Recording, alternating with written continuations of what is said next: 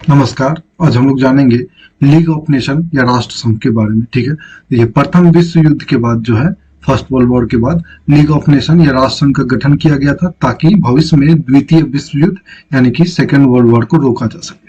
तो हम इसी के बारे में जानेंगे कि आखिर इसके गठन की पहल किसने की, यह कितना सफल हुआ और आखिर यह द्वितीय विश्व युद्ध को रोकने में क्यों असफल हुआ। ठीक है, इसके बारे में हम विस्तार से जानेंगे। आइए शुरू करते हैं। सबसे पहले हम जानते हैं राष्ट्र संघ की स्थापना से संबंधित तथ्यों के बारे में। जर्मनी के वैज्ञानिक और दार्शनिक इमैनुअल कांट, ये जो देख रहे हैं इनको, यह इमैनुअल कांट, तो जर्मनी के दार्शनिक और वैज्ञानिक इमैनुअल कांट ने सर्वप्रथम एक स्वतंत्र राष्ट्रों के संघ बनाने का विचार जो है वो प्रस्तुत किया था ताकि विश्व में एक शांतिपूर्ण समाज की स्थापना की जा सके। ठीक है, तो सबसे पहले जो विचार है इनके मन में कि सभी जो छोटे बड़े जितने स्वतंत्र राष्ट्र हैं उनका एक संघ बने, ये विचार जो सबसे पहले है वो जर्मनी के दार्शनिक और वैज्ञानिक इमैनुअल कांट का विचार था। ठीक है, उसके बाद में 1889 में इंग्लैंड के विलियम रेंडॉल क्रेमर और फ्रांस के फ्रेडरिक पासी, ठीक है, इन दो लोगों ने मिल करके एक अंतरराष्ट्रीय संस्था बनाया जिसका नाम था इंटर पार्लियामेंट्री यूनियन, यानी अंतर संसदीय संघ। ठीक है, तो इस अंतर संसदीय संघ का गठन किया इंग्लैंड के दो लोगों ने मिलकर, इंग्लैंड के एक विलियम रेंडॉल क्रेमर और फ्रांस के फ्रेडरिक पासी ने। ठीक है, इन लोगों ने मिलकर इंटर पार्लियामेंट्री यूनियन या फिर अंतर संसदीय संघ का गठन किया। इसमें जो है 24 देश शामिल हुए। तो यह विश्व का जो है सबसे पहला जो है एक अंतरराष्ट्रीय संगठन इसे माना जाता है। ठीक है, इस संगठन या इस संस्था का उद्देश्य था कि अंतरराष्ट्रीय विवाद जो है, दो देशों के बीच जो विवाद होते हैं वो अंतरराष्ट्रीय विवाद कहलाते हैं। तो अंतरराष्ट्रीय विवादों को जो है शांतिपूर्वक सुलझाना, युद्ध को रोकना। लेकिन यह विफल हुआ। 1914 में जो है प्रथम विश्व युद्ध छिड़ गया और 1914 से लेकर के 1918 तक प्रथम विश्व युद्ध चला। तो जब प्रथम विश्व युद्ध में जो है दुनिया ने अत्यधिक जान माल की क्षति देखी, ठीक है, लाखों लोग मारे गए, करोड़ों लोग बेघर हो गए। तो पूरी दुनिया में जो है, पूरी दुनिया के जो आम लोग हैं उनमें एक युद्ध विरोधी भावना का जन्म हुआ। यानी अब लोग जो है, आम लोग जो है वो युद्ध से घृणा करने लगे और इसलिए जो है लोगों की इस घृणा को देखते हुए उस समय यह कहा जाने लगा कि प्रथम विश्व युद्ध जो है, फर्स्ट वर्ल्ड वॉर, वो सभी युद्धों का अंत है। यानी अब इसके बाद जो है कोई युद्ध नहीं होगा। 1918 में द्वितीय विश्व के जस्ट कुछ दिन बाद, द्वितीय विश्व युद्ध के 1918 में दक्षिण अफ्रीका के प्रधानमंत्री येन क्रिस्टियन स्मट्स, ये देख रहे हैं, यह दक्षिण अफ्रीका के उस वक्त के प्रधानमंत्री येन क्रिस्टियन स्मट्स, इन्होंने जो है सबसे पहले जो है एक लेख अखबार में प्रकाशित किया और उस लेख का जो शीर्षक था, उस लेख का शीर्षक था राष्ट्र संघ या फिर लीग ऑफ नेशन, एक व्यवहारिक सुझाव। इस शीर्षक से इन्होंने एक अखबार में लेख प्रकाशित किया, लीग ऑफ नेशन एक व्यवहारिक सुझाव। ठीक है, और इस लेख से जो है उस वक्त के अमेरिका के राष्ट्रपति वुडरो विल्सन, इनको देख रहे हैं, अमेरिका के राष्ट्रपति थे उस वक्त के, तो उस वक्त के जो अमेरिका के राष्ट्रपति थे वुडरो विल्सन, ये इस लेख से काफी प्रभावित हुए। ठीक है, यह लेख है दक्षिण अफ्रीका के जो प्रधानमंत्री थे येन क्रिस्टियन स्मट्स, इनके द्वारा जो ये लेख लिखा गया था राष्ट्र संघ एक व्यवहारिक सुझाव, इससे जो वुडरो विल्सन है वो काफी प्रभावित हुए। इसके बाद जो है उन्होंने प्रथम विश्व युद्ध की समाप्ति के बाद अमेरिका के राष्ट्रपति वुडरो विल्सन, उन्होंने अपने सलाहकार कर्नल एडवर्ड हाउस के साथ मिलकर एक योजना बनाई कि भविष्य में विश्व युद्ध जैसी घटनाओं को रोकने, यानी भविष्य में दूसरा सेकेंड वर्ल्ड वॉर की घटना को रोकने, सभी देशों के आपसी झगड़ों को शांतिपूर्वक हल करने और अंतर्राष्ट्रीय मामलों पर सुगमता पूर्वक विचार करने, राजनीतिक हल करने के उद्देश्य से एक अंतर्राष्ट्रीय संघ या अंतर्राष्ट्रीय संस्था का गठन किया जाए जिसका नाम हो लीग ऑफ नेशन या राष्ट्र संघ। इन्होंने ये इच्छा जाहिर की। ठीक है, इसके बाद प्रथम विश्व युद्ध के बाद जो है पेरिस शांति सम्मेलन 1919 में हुआ। इस पेरिस शांति सम्मेलन में वुडरो विल्सन ने काफी प्रयास करके और फ्रांस, वुडरो विल्सन और फ्रांस, इन दोनों ने काफी प्रयास करके जो है लीग ऑफ नेशन या राष्ट्र संघ का गठन किया। ठीक है, तो याद रखेंगे लीग ऑफ नेशन या राष्ट्र संघ का गठन जो है पेरिस शांति सम्मेलन 1919 में किया गया था। इसके बाद जो है 28 जून 1919 को 44 देशों ने, 44 कंट्री ने राष्ट्र संघ के नियमों पर हस्ताक्षर किया, जिनमें Britain, Italy, France, Japan, Brazil, ये सब जो है उसके संस्थापक देश है, जिन्होंने 44 कुल देशों ने इस पे हस्ताक्षर किए, जिनमें शामिल थे Britain, Italy, France, Japan, Brazil. ठीक है, इसके बाद जो है अक्टूबर 1919 में वुडरो विल्सन को इस कार्य के लिए, राष्ट्र संघ की स्थापना के लिए, दुनिया में शांति बनाए रखने के लिए, एक संघ के निर्माण के लिए वुडरो विल्सन को नोबेल शांति पुरस्कार से सम्मानित किया गया। लेकिन आपको जानकर यह आश्चर्य होगा कि अमेरिका स्वयं जो है इस राष्ट्र संघ का सदस्य नहीं बना।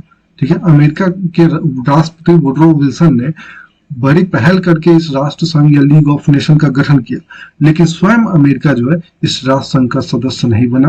दरअसल अमेरिका में जो है जब राष्ट्र संघ के सदस्य बनने के लिए जब राष्ट्रपति वुडरो विल्सन ने अमेरिका में अमेरिका की जनता के सामने इच्छा जाहिर की, तो उस वक्त वहां उनका विरोध किया गया।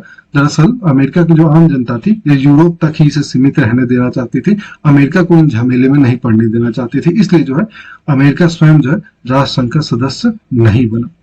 लेकिन राष्ट्र संघ के निर्माण में वुडरो विल्सन यानी अमेरिका के जो उस वक्त के राष्ट्रपति थे, इन्होंने अहम भूमिका निभाई थी, इसीलिए जो है इन्हें 1919 में नोबेल शांति पुरस्कार से भी सम्मानित किया गया था। ठीक है, और राष्ट्र संघ की विफलता में जो है एक ये बहुत बड़ा कारण था कि जिस अमेरिका ने राष्ट्र संघ के गठन के लिए पहल की, वो खुद जो है इस राष्ट्र संघ का सदस्य नहीं बना। तो ये इसकी विफलता में एक कारण था, इसके बारे में हम लोग आगे जानेंगे।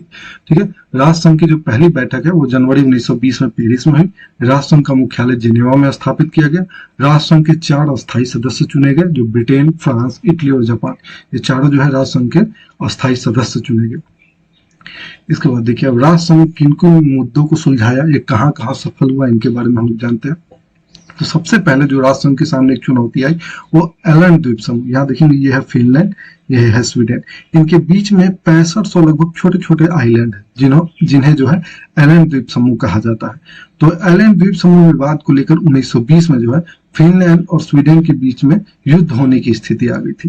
तो उस वक्त जो है राष्ट्र संघ ने मध्यस्थता करके हल किया और उसके बाद में उसने एक कमेटी बैठाई, जिस कमेटी ने यह जांच की कि आखिर ये जो एलन द्वीप समूह है यह किसे दिया जाना चाहिए। तो उस कमेटी के फैसले के अनुसार जो है एलन द्वीप समूह जो है 1921 में फिनलैंड को दिया गया और इस बात को स्वीडन ने भी स्वीकार किया। तो ये राष्ट्र संघ की मध्यस्थता के द्वारा यह पहला विवाद जो है समाधान किया गया था, एलन द्वीप समूह विवाद।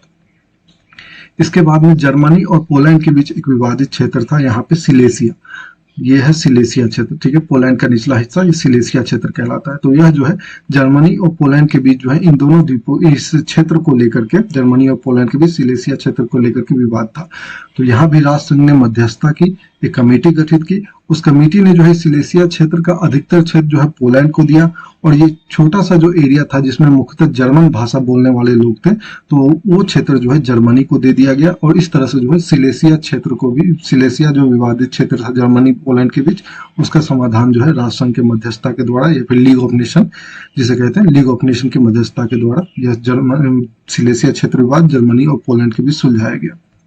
इसके बाद में देखेंगे अल्बानिया विवाद। तो यहाँ पे देखेंगे तो ये है यूरोप का एक देश अल्बानिया और इसके जस्ट नीचे है यूनान, जिसे अभी ग्रीस कहा जाता है। ठीक है, तो इन दोनों के बीच जो है पहले सीमा रेखा जो है निर्धारण नहीं था। इसके कारण जो है इन दोनों देशों के सैनिक जो है आपस में अक्सर झड़प किया करते थे। इन दोनों सैनिकों के बीच, इन दोनों देशों के सैनिकों के बीच आपसी झड़प हो जाया करते थे क्योंकि सीमा रेखा निर्धारण नहीं था। जिसके बाद जो है 1921 के अंत में राष्ट्र संघ ने अल्बानिया और यूनान के बीच सीमा के निर्धारण के लिए कमेटी गठित की और उसने जो है यहाँ सीमा रेखा का निर्धारण किया, जो अभी अल्बानिया और ग्रीस के बीच में यानी उस वक्त यूनान के बीच में जो सीमा रेखा है वो राष्ट्र संघ के द्वारा गठित कमेटी के द्वारा ही किया गया, जिसके बाद जो है दोनों देशों के बीच इस विवाद का, सीमा विवाद का समाधान हो गया। इसके बाद में देखेंगे मेमेल या क्लैपेरा बंदरगाह विवाद।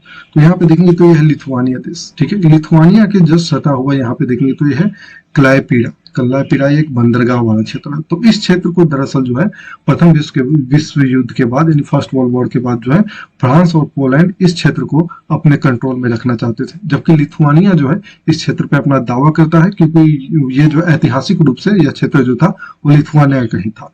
इसके बाद में जो राष्ट्र संघ ने एक जांच आयोग की यहाँ भी नियुक्ति की और आयोग ने यह फैसला दिया कि जो मेमल बंदरगाह वाला क्षेत्र है वह ऐतिहासिक रूप से लिथुआनिया की ही है और इसलिए जो यह बंदरगाह जो है वो लिथुआनिया को ही मिलना चाहिए। ठीक है, तो इस तरह से जो है क्लैपेरा जो ये बंदरगाह है उस वक्त इसका नाम मेमल बंदरगाह हुआ करता था। तो ये मेमल बंदरगाह जो है लिथुआनिया को दिया गया और इसे फ्रांस और पोलैंड ने भी स्वीकार कर लिया। इसके बाद देखिए कोलंबिया और पेरू विवाद। यहाँ देखेंगे तो यह है पेरू देश, दक्षिण अफ्रीका महाद्वीप है, दक्षिण अफ्रीका महाद्वीप में यह पेरू और यहाँ देखेंगे तो यह कोलंबिया। इन दोनों के बीच में यह एक क्षेत्र है, यहाँ पे इन दोनों की सीमा पे इस क्षेत्र का नाम है लेटिसिया। तो इस लेटिसिया क्षेत्र को लेकर के पेरू और कोलंबिया के बीच विवाद था। हालांकि यह ऐतिहासिक रूप से जो यह क्षेत्र है या कोलंबिया का था, लेकिन पेरू जो है यहाँ पे अपना दावा करता था। इसको लेकर के जो है, इस लेटिसिया क्षेत्र को लेकर के पेरू ने कोलंबिया पे हमला कर दिया। इसके बाद कोलंबिया ने भी जवाबी कार्रवाई की, दोनों देशों के बीच युद्ध शुरू हो गए। उसके बाद जो है मई 1934 में लीग ऑफ नेशन यानी राष्ट्र संघ ने यहाँ भी मध्यस्थता की और दोनों पक्षों में शांति समझौता करा के हस्ताक्षर कराया। यहाँ पे जांच कमेटी गठित की, जिस जांच कमेटी ने यह दिया कि ऐतिहासिक रूप से जो है लेटिसिया क्षेत्र, ये वाला क्षेत्र कोलंबिया का, इसलिए यह कोलंबिया को मिलना चाहिए। इसलिए आज भी देखेंगे तो लेटिसिया क्षेत्र जो है वो कोलंबिया का ही है। तो इस तरह से कोलंबिया और पेरू के बीच का विवाद भी राष्ट्र संघ के द्वारा सुलझाया गया। इसके बाद देखेंगे कि अब जब यह राष्ट्र संघ इन जगहों पे सफल था तो आखिर ये विफल क्यों हुआ, इसके पतन के क्या कारण थे, इसकी क्या कमजोरी थी, इसके बारे में हम जानेंगे। तो देखिए, स्थापना जब राष्ट्र संघ का हुआ तो इसके जो स्थापना की, जिन जिन देशों ने स्थापना की वो सभी प्रथम विश्व युद्ध में जीते हुए देश थे, और जो प्रथम विश्व युद्ध में जीते हुए देश थे वही सिर्फ इस राष्ट्र संघ के सदस्य बनते थे। जो हारे हुए देश थे उनको जो है इजाजत नहीं थी। इसलिए जो है इस राष्ट्र संघ या लीग ऑफ नेशन को उस वक्त जो है विजेताओं का संघ कहा जाने लगा। ठीक है, इसमें हारे हुए देशों को यानी जर्मनी को उन दिनों जो है इजाजत नहीं थी राष्ट्र संघ में शामिल होने की, क्योंकि जर्मनी को एक आक्रामक देश माना जाता था। उसके बाद देखेंगे इसकी एक कमजोरी थी कि इसे विजेताओं का ही संघ कहा जाता था। उसके बाद में जो अमेरिका के जो राष्ट्रपति थे वुडरो विल्सन, इन्होंने काफी प्रयास से राष्ट्र संघ की स्थापना की थी, लेकिन स्वयं अमेरिका जो है इस लीग ऑफ नेशन यानी इस राष्ट्र संघ का सदस्य नहीं बना, जिसके कारण जो है बाकी जो देश थे वो इस राष्ट्र संघ पर विश्वास नहीं करते थे, क्योंकि जिसने इसकी स्थापना की वो खुद इसका सदस्य नहीं बना। तो इसलिए बाकी जो देश थे वो इस पे उतना ज्यादा विश्वास नहीं करते थे। ठीक है, विश्वास की निगाह से उतना नहीं देखते थे। उसके बाद में देखिए, दुनिया के बहुत से देश थे, छोटे छोटे देश या बड़े देश, उस पर ब्रिटेन और फ्रांस का अवैध रूप से कब्जा था। जैसे अपने प्यारे भारत में भी ब्रिटेन का कब्जा था। तो इस कब्जे पे जो है लीग ऑफ नेशन हमेशा खामोश रहता था, वो कभी कुछ नहीं कहता था, अपनी चुप्पी साधे रहता था इस मुद्दे पे। वो ब्रिटेन और फ्रांस का जहां जहां दूसरे देशों पे कब्जा था उस पर हमेशा चुप्पी साधे रखता था। इसलिए जो है यह भी एक लीग ऑफ नेशन या राष्ट्र संघ की कमजोरी थी, क्योंकि इसके जो संस्थापक देश थे वो दूसरे देशों पर अवैध रूप से कब्जा किए हुए थे। इसके बाद देखेंगे जर्मनी में हिटलर, इटली में मुसोलिनी और एशिया में जापान द्वारा एक बहुत बड़ी सेना का गठन किया गया। देखिए, लीग ऑफ नेशन का एक उद्देश्य था निशस्त्रीकरण, यानी हथियारों के उत्पादन में कमी, हथियारों की खरीद बिक्री पर पाबंदी। ठीक है, उसके बाद में हर देश जो है अपने यहाँ कम सैनिक रखेगा, लेकिन इसका उल्लंघन करते हुए जर्मनी में हिटलर ने, इटली में मुसोलिनी और एशिया में जापान ने एक बहुत बड़ी सेना का गठन किया, बहुत बड़े पैमाने पे हथियारों का उत्पादन किया। आप देखेंगे कि इटली और जापान ये दोनों जो है, ये दोनों लीग ऑफ नेशन या राष्ट्र संघ के संस्थापक देश है, लेकिन ये दोनों खुद ही जो है राष्ट्र संघ के उद्देश्यों पे पानी फेर रहे हैं, राष्ट्र संघ के उद्देश्यों, राष्ट्र संघ के आदेशों का उल्लंघन कर रहे हैं। जबकि ये दोनों खुद राष्ट्र संघ के संस्थापक देश है, इटली और जापान, लेकिन ये दोनों राष्ट्र संघ का जो एक उद्देश्य है कि निशस्त्रीकरण, हथियारों के उत्पादन में कमी, सैनिकों की संख्या कम हो, इसका सरेआम उल्लंघन कर रहे थे। इसलिए जो है बाकी देश भी जो है इस निशस्त्रीकरण यानी हथियारों के उत्पादन में कमी वाला जो उद्देश्य था इस पे विफल हो गया। बाकी देश भी हथियारों की संख्या में वृद्धि करने लगे। ठीक है, जर्मनी में जब हिटलर ने अपने यहाँ सैनिकों की संख्या बढ़ाई, हथियारों के उत्पादन में वृद्धि की, तो आसपास के जो फ्रांस, ब्रिटेन, इन लोगों ने भी जो है अपने यहाँ हथियारों के उत्पादन में वृद्धि कर दी, सैनिकों की संख्या में वृद्धि कर दी। इसलिए जो है लीग ऑफ नेशन का यह उद्देश्य निशस्त्रीकरण वाला जो था यह विफल हुआ। इसके बाद देखेंगे राष्ट्र संघ के जो सदस्य थे वो अपने निजी हितों के लिए इसकी सदस्यता को त्याग कर देते थे। जैसे कोस्टा रिका, यहाँ पे देखेंगे तो यह है कोस्टा रिका, यह उत्तरी अमेरिका महाद्वीप का एक देश है कोस्टा रिका। यह 1920 में संघ में शामिल हुआ और 1925 में सदस्यता छोड़ दिया। ब्राजील 1926 में, यहाँ देखेंगे दक्षिण अफ्रीका महाद्वीप में, यह ब्राजील दक्षिण अमेरिकी महाद्वीप में ये ब्राजील है, और ब्राजील 1926 में सदस्यता त्याग देता है। जबकि ब्राजील जो है वो संस्थापक देश था राष्ट्र संघ या लीग ऑफ नेशन का, लेकिन स्वयं जो है ब्राजील 1926 में महज 7 वर्षों के भीतर इसकी सदस्यता त्याग देता। इसके बाद देखेंगे 1926 में, पहले तो जर्मनी को राष्ट्र संघ या लीग ऑफ नेशन में आने की इजाजत नहीं थी। 1926 में जर्मनी को राष्ट्र संघ में सदस्यता दी गई, लेकिन जब हिटलर जर्मनी में सत्ता में आया तो उसने राष्ट्र संघ की सदस्यता त्याग दी। 1933 में जापान ने मंचूरिया पे हमला कर दिया। जब मंचूरिया दरअसल चीन का क्षेत्र था, ठीक है, तो इस पे जापान ने मंचूरिया पे हमला किया।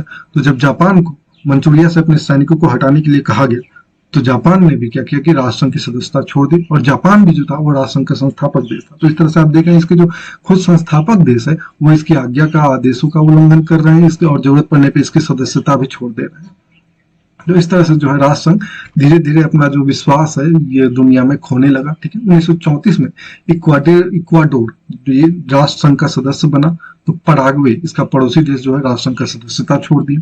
ठीक है, इसी तरह सोवियत संघ को 1934 में राष्ट्रसंघ का सदस्य बनाया गया, लेकिन उसने फिनलैंड देश के खिलाफ जो है काफी आक्रामक नीति अपनाई, वहां पे हमला जैसे करने की स्थिति आ गई, तो 1939 में जो है सोवियत संघ को राष्ट्रसंघ से निष्कासित कर दिया गया।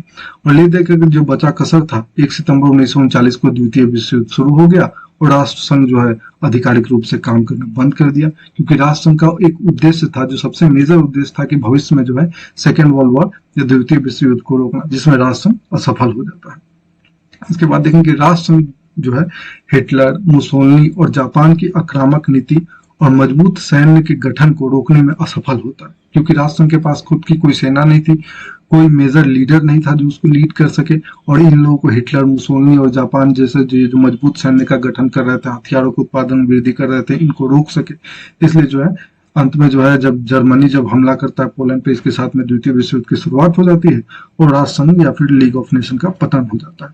और 1946 में आधिकारिक रूप से द्वितीय विश्व युद्ध की समाप्ति के बाद आधिकारिक रूप से लीग ऑफ नेशन को समाप्त कर दिया जाता है।